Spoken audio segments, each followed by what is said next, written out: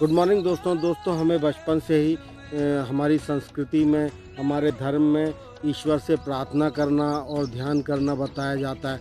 तो प्रार्थना और ध्यान जो है ये हमारे 2 टूल्स हैं, उपकरण हैं ईश्वर से सचेतन संपर्क बनाने के। इसको हम कह सकते हैं कॉन्शियस कॉन्टैक्ट विद गॉड।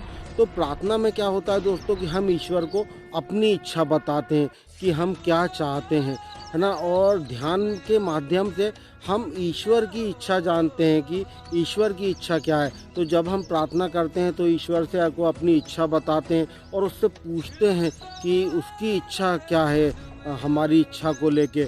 और ध्यान में वो हमें वो अपनी इच्छा बताता है और उसको पूरा करने के लिए हमको मार्गदर्शन भी देता है दोस्तों।